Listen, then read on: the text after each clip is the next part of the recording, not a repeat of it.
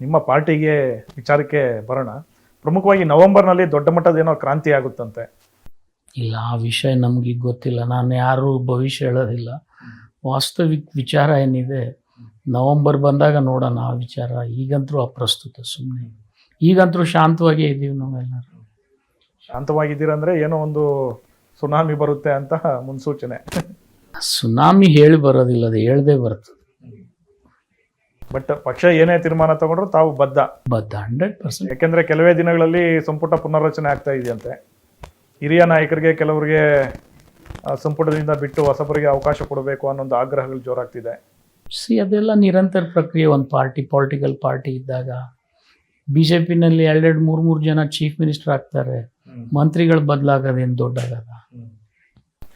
ತಾವು ಏನಾದರೂ ಸಚಿವ ಸ್ಥಾನ ತ್ಯಾಗ ಮಾಡಬೇಕಾದಂಥ ಅನಿವಾರ್ಯತೆ ಬಂದರೆ ಇಡೀ ಪಕ್ಷ ಏನು ಆದೇಶ ಮಾಡ್ತದೆ ಅದಕ್ಕೆ ನಾವು ತಲೆಬಾಗಲೇಬೇಕು. ಸರ್, ಹಿಂದೆ ಆರೋಗ್ಯ ಸಚಿವರಾಗಿದ್ರಿ, ಪ್ರಬಲ ಖಾತೆ ಕೊಟ್ಟಿದ್ರು, ಈಗ ಜವಳಿ ಖಾತೆ ಕೊಟ್ಟಿದ್ದಾರೆ. ಸಮಾಧಾನ ಇದೆಯಾ ನಿಮಗೆ? ಖಾತೆ ಯಾವುದೇ ಕೊಟ್ಟರು ನಿರ್ವಹಿಸ್ತಕ್ಕಂಥ ಶಕ್ತಿ ನನ್ನಲ್ಲಿದೆ. ನಾನು ಆರೋಗ್ಯ ಖಾತೆ ಕೊಟ್ಟಾಗ ನನ್ನ ನಂತರ ಬಂದಂಥ ಆರೋಗ್ಯ ಮಂತ್ರಿಗಳು ನಿಮ್ಗೆ ಗೊತ್ತಿದೆ ಯಾವ ರೀತಿ ಅಪಾದನೆ ಒಳಗಾದ್ರು. ನಾವು ನಿಜವಾಗ್ಲೂ ಚೆನ್ನಾಗಿ ಮಾಡಿದ್ದೀವಿ. ಎಲ್ಲೋ 1-2 ತಪ್ಪು ನಮ್ಮಿಂದ ಆಗಿರ್ಬೋದು, ನಾನು ಇಲ್ಲಂತ ಹೇಳೋದಿಲ್ಲ. ಆದರೆ 190% ನಾನು ಒಳ್ಳೆ ಕೆಲಸ ಮಾಡ್ತಕ್ಕಂಥ ಪ್ರಯತ್ನ ಆರೋಗ್ಯ ಇಲಾಖೆ ಕೊಟ್ಟಾಗ ಮಾಡಿದ್ದೀನಿ. ಈಗೂ ಕೂಡ ನಿಮ್ಗೆ ಹೇಳ್ಬೇಕಾದ್ರೆ ನನಗೆ APMC, ಸಕ್ಕರೆ ಮತ್ತು ಜವಳಿ ಕೊಟ್ಟಿದ್ದಾರೆ. APMC ಅಂತೂ ನಿಮ್ಗೆ ಗೊತ್ತಿದೆ, ಸಂಪೂರ್ಣ ಹಾಳಾಗಿ ಹೋಗಿರ್ತಕ್ಕಂಥ APMC-ಯನ್ನು ಪುನಃ ಸೃಷ್ಟಿ ಮಾಡ್ತಕ್ಕಂಥ ಒಂದು ಮಟ್ಟಕ್ಕೆ ತಂದಿದ್ದೀವಿ. ಹೆಚ್ಚು ಕಡಿಮೆ ನಿಮ್ಗೆ ಹೇಳ್ಬೇಕಾದ್ರೆ 500 ಕೋಟಿ ರೂಪಾಯಿ ಆದಾಯವನ್ನು ಸೃಷ್ಟಿ ಮಾಡಿದ್ದೀವಿ. ಆದಾಯ ಇಂಪಾರ್ಟೆಂಟ್ ಅಲ್ಲ, ರೈತರಿಗೆ ಬೆಂಬಲ ಬೆಲೆ ಕೊಡಿಸೋದ್ರಲ್ಲಿ ಅತ್ಯಂತ ಮುಂಚೂಣಿಯಲ್ಲಿದ್ದೀವಿ. ಜೊತೆಗೆ ರೈತರು ವಹಿವಾಟ ಕೂಡ ಇವತ್ತು ಹಿಂದಿನ ಇತಿಹಾಸ ತೆಗೆದ್ರೆ ಇದು APMC ಸೃಷ್ಟಿ ಆದಾಗಿನಿಂದ ಇಲ್ಲಿವರೆಗೆ ಅತಿ ಹೆಚ್ಚಿನ ವ್ಯವಹಾರ ಆಗಿದ್ದು ನನ್ನ ಕಾಲದಲ್ಲಿ. ಅಷ್ಟು APMC-ಯಲ್ಲಿ ವರ್ತಕರು ವ್ಯವಹಾರ ಮಾಡಿದ್ದಾರೆ. ಖರ್ಗೆ ಅವರನ್ನ CM ಮಾಡಬೇಕು ಅನ್ನೋ ಒಂದು ಆಗ್ರಹಗಳು ಕೂಡ ಇದೆ. ಸೀನಿಯರ್ ಮೋಸ್ಟ್ ಮನುಷ್ಯ ಅವರು, ಡಿಸರ್ವಿಂಗ್ ಪರ್ಸನಾಲಿಟಿ. ಅವಕಾಶ ಬಂದರೆ ಅವರು ಆಗ್ತೀನಂದರೆ ಯಾರು ಕೂಡ ಏನು ಅದ್ರ ಬಗ್ಗೆ ಎರಡು ಮಾತಾಡ್ತದಿಲ್ಲ.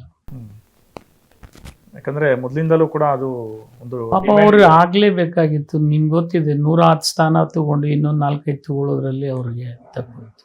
ಅವಾಗ ನಾನು ಒಪ್ಸೋತು. ಓಕೆ ಸರ್, ಕೊನೆಯದಾಗಿ ಈಗ ಯತ್ನಾಳ್ ಅವ್ರಿಗೆ ಪಂಥಾಹ್ವಾನ ನೀವು ಕೂಡ ಕೊಡ್ತಾ ಇದ್ದೀರಿ. ಸದ್ಯ ರೆಡಿ ಇದ್ದೀನಿ ನಾನು.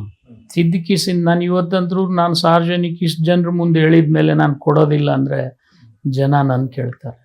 ಇವತ್ತು ಅವರು ನೀನು ಕೊಟ್ಟು ಬಾ ನಾನು ನೋಡ್ತೀನಿ ಅಂತ ಹೇಳಿದ್ದಾರೆ. ಇವತ್ತು ನಾನು ಕೊಟ್ಟಿದ್ದೀನಿ. ಅವರು ಅವರ ವಿಚಾರ ಸಾರ್ವಜನಿಕವಾಗಿ ಬಹಿರಂಗ ಮಾಡಬೇಕಲ್ವಾ. ಅವ್ರಿಗೆ ಎಷ್ಟು ಸಮಯ ಕೊಡ್ತೀರಿ ನೀವು? ನಾನು ಸಮಯ ಕೊಡೋದಿಲ್ಲ. ಸಮಯ ಅವ್ರು ನನಗೆ ಕೊಟ್ಟಿದ್ರು, ಅದನ್ನು ಪಾಲನೆ ಮಾಡಿದ್ದೀನಿ.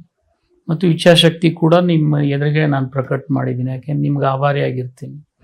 ನೀವೇ ಮಾಧ್ಯಮದವರು ನನ್ನನ್ನು ಕೇಳಿದ್ದೀರ ಅಂದ ಬೆಳಕೆ ಈ ಮಾತಿನಲ್ಲಿ ನಾನು ಹಿಂಸರಿತಕ್ಕಂಥ ವಿಚಾರ. ಯಾವಾಗಲೇ ಬರಲಿ, ನೀವು ರೆಡಿ.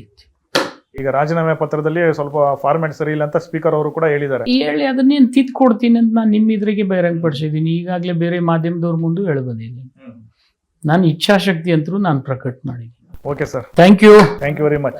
ಇದು ಶಿವಾನಂದ ಪಾಟೀಲ್ ಅವರ ಮನದಾಳ ಮಾತು. ಹಾಗೆ ಯತ್ನಾಳ್ ವಿಚಾರವಾಗಿ ನೇರವಾದಂಥ ಒಂದು ನುಡಿಗಳನ್ನ ಮಾತಾಡಿದ್ದಾರೆ. ರಾಜೀನಾಮೆ ಪತ್ರದಲ್ಲಿ ಏನಾದರೂ ಸ್ವಲ್ಪ ತಪ್ಪಿದ್ರೆ ಅದನ್ನ ತಿದ್ದಿ ಮತ್ತೆ ನಾನು ಕೊಡೋದಕ್ಕೆ ರೆಡಿ ಆಗಿದ್ದೀನಿ, ಯತ್ನಾಳ್ ಎನಿ ಟೈಮ್ ಬರಲಿ ಅನ್ನೋ ಒಂದು ಪಂಥಾಹ್ವಾನನು ಕೂಡ ಯತ್ನಾಳ್ ಅವರಿಗೆ ಕೊಡ್ತಾ ಇದ್ದಾರೆ. ಜೊತೆಗೆ ಇನ್ನಷ್ಟು ರಾಜಕೀಯ ಪ್ರಮುಖ ವಿಚಾರಗಳ ಬಗ್ಗೆನೂ ಕೂಡ ತಮ್ಮ ಅಭಿಪ್ರಾಯಗಳನ್ನ ಪವರ್ ಟಿವಿ ಜೊತೆ ಹಂಚಿಕೊಂಡಿದ್ದಾರೆ. ಸರ್, ಇಷ್ಟೊತ್ತು ಮಾತಾಡೋದಕ್ಕೆ ಧನ್ಯವಾದ ಸರ್. ಪವರ್ ಟಿವಿ ಅವರಿಗೂ ನನ್ನ ಕೃತಜ್ಞತೆ. ತಮಗೂ ಆನಂದ್, ಬಂದು ನನ್ನ ಸಂದರ್ಶನ ಮಾಡಿದ್ದಕ್ಕೆ ತಮಗೂ ಕೃತಜ್ಞತೆ. ತಮ್ಮೆಲ್ಲರ ಟೀಮ್ಗೂ ಕೂಡ ನನ್ನ ಕೃತಜ್ಞತೆ. Thank you. ಮತ್ತೆ ಭೇಟಿಯಾಗೋಣ ಮತ್ತೊಬ್ಬ ಪ್ರಮುಖ ನಾಯಕರ ಜೊತೆ. ಇನ್ನೊಂದಿಷ್ಟು ಬಹಳ ಪ್ರಮುಖವಾದಂಥ ರಾಜಕೀಯ ವಿಚಾರಗಳ ಬಗ್ಗೆ ಚರ್ಚೆ ಮಾಡೋಣ. ಅಲ್ಲಿ ತನಕ ನೋಡ್ತಾ ಇರಿ ಪವರ್ ಟಿವಿ. ಇದು ನಿಮ್ಮ ಶಕ್ತಿ.